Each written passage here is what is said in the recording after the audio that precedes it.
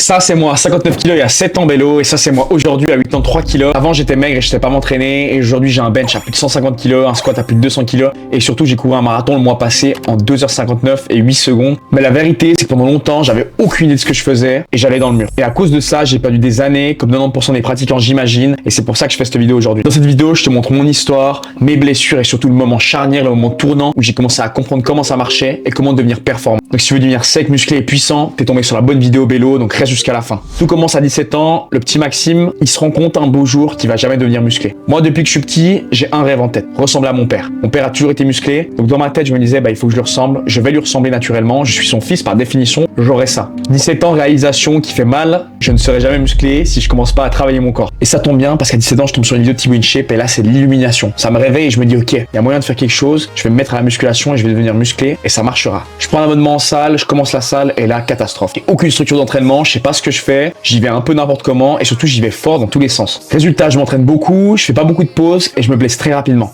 Première blessure après quelques mois, blessure au dos, arrêt complet pendant 2-3 mois, je fais de la physio et je repars. Je m'entraîne encore un petit peu et là je force un peu, blessure au biceps, arrêt pendant des mois, physio et après ça je repars. Au bout d'un moment, j'ai commencé à me renseigner avec le temps, on parle de plusieurs années là, peut-être 3 ans, j'ai commencé à apprendre, comprendre et à mettre en place des points clés pour m'améliorer. À cette époque-là, j'ai commencé à me focus sur les mouvements polyarticulaires, les gros mouvements, ces mouvements où tu peux bien charger avec une forte tension mécanique. Deuxième point, j'ai commencé à me focus sur l'exécution des mouvements, ça veut dire vraiment penser aux mouvements, prendre soin de mes mouvements, pas faire des mouvements bâclés, vraiment faire quelque chose de propre à la salle. Troisième point, j'ai commencé à appliquer une surcharge progressive, c'est-à-dire que chaque semaine, j'essayais de m'améliorer, que ça soit en rep, que ça soit en poids, que ça soit en temps de repos, n'importe quoi, n'importe quelle métrique, n'importe quel facteur, j'essayais d'améliorer ça pour progresser plus ou moins. Et finalement, j'ai commencé à prendre des notes de mes entraînements. Prendre des notes de mes entraînements, ça veut dire noter, ok, aujourd'hui j'ai fait cette série-là, cette série-là, cette série-là, à ce poids-là, ce poids-là, ce poids-là. Et depuis ce moment-là, j'ai commencé à m'améliorer. Prendre du muscle, devenir plus fort, et là, j'étais content. Mais le problème, c'est que ça marchait. Donc j'ai continué à fond, sans jamais m'arrêter, sans jamais prendre de repos, de deload. 2021, il arrive bien à un moment donné où le corps il en a marre, le corps est fatigué et boum, c'est la blessure à l'épaule. Coiffe des rotateurs et là c'est un arrêt. Un arrêt complet, ça m'arrête totalement dans mon momentum, je suis en plein mouvement, je commence à prendre la masse, j'adore, je commence à prendre confiance. Boum, je me prends une claque et c'est pas ça le pire. Ce qui est grave, c'est ce qui vient après. J'ai pas mis en place une bonne récupération. Donc je suis blessé à l'épaule et là j'attends. J'attends des mois avant d'aller voir le médecin, 6 mois avant d'aller voir un physio. Il m'a fallu 1 année pour passer par-dessus cette blessure à l'épaule. Et là c'était le calvaire pendant 1 année parce que je suis passé de ce gars musclé à avoir le même physique que j'avais à 17 ans. Donc je suis revenu 4 ans en arrière. Et les commentaires des gens étaient vraiment chiants. Eh mais Max, t'as perdu des bras, eh mais Max, t'es tout plat, eh mais Max ci, Max ça. Et en vrai, waouh, la claque que je me prenais parce que ça me faisait mal en même temps d'avoir perdu du muscle, ça me faisait mal que les gens le remarquent, ça me faisait mal qu'ils me le fassent remarquer parce que je me disais putain, moi j'ai perdu du muscle. Mais finalement, je pouvais rien y faire parce que je pouvais pas m'entraîner. J'étais blessé quoi. C'était 20. Petite parenthèse rapide vélo, j'ai vu que plus de 90% d'entre vous n'étaient pas abonnés. Hésite pas à t'abonner si t'aimes ce genre de contenu et t'en veux plus, à liker et à commenter. Bref, merci à toi et on reprend la vidéo. Mais été 2022, après 1 année de blessure, là, je me remets à la salle sérieusement. En même temps, je travaille sur le chantier l'été pour me faire des sous. Et là, je commence à faire une vraie prise de masse sur le chantier. À 9h, c'est la pause, je prends mes sandwichs. À midi, j'ai mon Tupperware. Le soir, je prends ma canette et je vais à la salle juste après le taf. Et je fais ça pendant 1 mois. Et là, je vois déjà les résultats et je suis choqué. Choqué parce que tout ce que j'ai mis en place, ça marche d'une manière exceptionnelle. Je mets le meal prep, je mets la surcharge progressive, je mets beaucoup de polyarticulaires. Je prends des notes. Et surtout, je mets de la qualité avant la quantité. Je mets de la qualité intensité à l'entraînement. Et là, mon physique, il explose en 1 mois. Je finis l'école avant l'été, je commence le chantier. Je reviens après 2 mois à l'école. Les gens me disent, mec, t'es un nouvel homme. Je me suis coupé les cheveux, j'ai pris 6-7 kilos de masse sèche, j'ai pris confiance, c'est une révolution. Quand je reviens, c'est une révolution. Et là, depuis ce moment-là, j'arrête pas de m'entraîner, j'arrête pas, je m'entraîne. Et à un moment donné, en 2024, je touche un peu le bout du délire. Je suis musclé, mais j'en ai un peu marre, je sais plus trop où je vais, il y a pas de grands objectifs, j'ai pas envie de faire de compétition de bodybuilding, je veux pas faire de powerlifting non plus, ça m'intéresse pas forcément. Et là, je me dis, je vais faire quoi, vélo? Et donc 2024, j'ai mon meilleur pote qui me dit, mais mec, on commence la course, on se fait un marathon. Et là, dans ma tête, je me dis, moi, faire de la course, impossible, je suis le gars musclé. Tout le monde m'a catégorisé comme le gars musclé, je pourrais jamais courir vite. Mais quand même, je m'entraîne. Et après 1 mois, on fait le premier marathon. Premier marathon en Bourg, 3h45. Et là, je me dis, ok, j'ai réussi à faire un marathon. J'ai aucun de mes potes qui courent qu'on fait un marathon. Là, je crois qu'il y a un créneau. Et je commence à m'entraîner gentiment, mais pas sérieusement. Et 2025, je fais une grosse prépa, 12 semaines. Et là, je claque mon meilleur marathon. 12h59 et 8 secondes, marathon de Florence. Fin novembre 2025. Donc, il y a 1 mois et demi.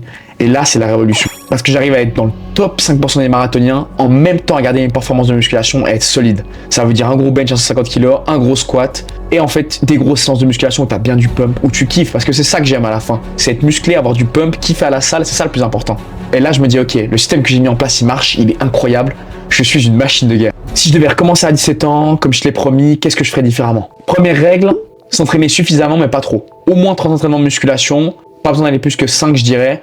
Et surtout, aller à l'essentiel pendant les séances, 45 minutes, pas plus. Tu fais des gros mouvements, tu mets de l'intensité, pas besoin de passer 2 heures comme je faisais à l'époque, c'est une perte de temps. Deuxième règle du polyarticulaire à fond. Focus sur des gros mouvements, c'est ça qui va te donner beaucoup de tension mécanique, c'est ça qui va stimuler beaucoup de croissance musculaire, c'est la base. Bench, squat, dips, traction, rowing, tous ces exercices qui utilisent plusieurs articulations, vraiment avec une bonne exécution, c'est la clé. Troisième point, la surcharge progressive. Chaque semaine, essayer de s'améliorer. S'améliorer en charge, donc augmenter les charges, augmenter les reps ou réduire les temps de repos. N'importe quel type de variation d'entraînement, c'est bénéfique. Et ça, la surcharge progressive, elle passe surtout par traquer ses entraînements. Avoir un petit carnet d'entraînement où tu notes, avoir une application où tu notes, avoir un groupe WhatsApp avec toi seul dedans où tu notes tous tes entraînements pour savoir, ok, j'en suis où, je vais où, j'en suis où, je progresse ou je progresse pas. C'est ça la question. Et la règle 4, c'est la nutrition, avoir une bonne nutrition.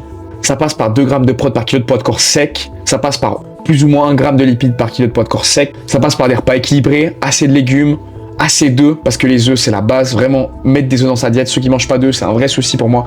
Les œufs, c'est du bon cholestérol, c'est avec ça que tu vas sécréter de la bonne testostérone, il n'y a pas le choix, il faut manger des œufs. Si tu veux savoir combien de calories tu dois manger par jour, aide macro, j'ai mon calculateur de calories qui marche très bien. Si tu veux avoir accès, n'hésite pas, lien en description. C'est simple, tu rentres toutes tes données, ton poids, ta taille, etc. À la fin, le calculateur te calcule ton nombre de calories journalières de maintien, ou de prise de masse, ou de sèche, avec tes macros. Donc c'est exceptionnel et c'est le meilleur moyen pour bien évoluer. Et sinon, la dernière règle, règle 5, pas de soucis si t'as une blessure, c'est pas la mort. Ce qui compte, c'est la récupération.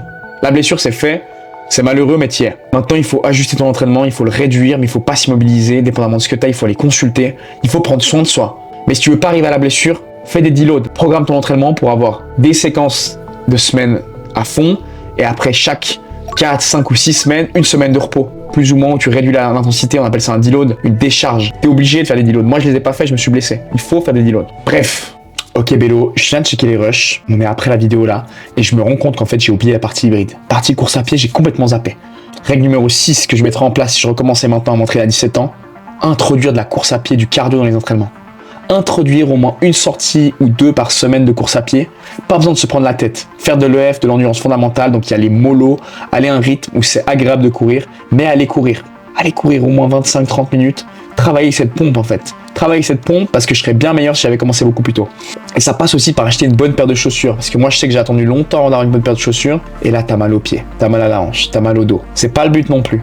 Acheter une bonne paire de chaussures, investir en gros, investir en soi, voilà. Donc course à pied à mettre en place. Oui, le cardio c'est la clé. Si tu veux avoir une bonne santé, être en forme, être puissant. Si tu veux te sentir puissant, il te faut du cardio. C'est la base. Bref, donc introduire le cardio. Ah Bélo, tu vas prendre la vidéo. Bélo, si toi tu veux passer au niveau supérieur et être une machine de guerre, que ce soit en musculation ou course, ou les deux, être hybride, n'hésite pas à venir sur Instagram à me contacter. Moi, je fais des suivis. Moi, je suis là pour ça. C'est là que j'ai mon expertise. Sinon, tu peux liker la vidéo, Bélo, lâcher un commentaire, t'abonner, et puis venir me suivre sur Instagram si tu veux des conseils tous les jours. Bref, nous on se voit la semaine prochaine sur YouTube. Ciao Bélo, ciao Bella. Petite parenthèse rapide Vélo, j'ai vu que plus de 90% d'entre vous n'étaient pas abonnés. N'hésite pas à t'abonner si t'aimes ce genre de contenu et t'en veux plus, à liker et à commenter. Bref, merci à toi et on reprend la vidéo.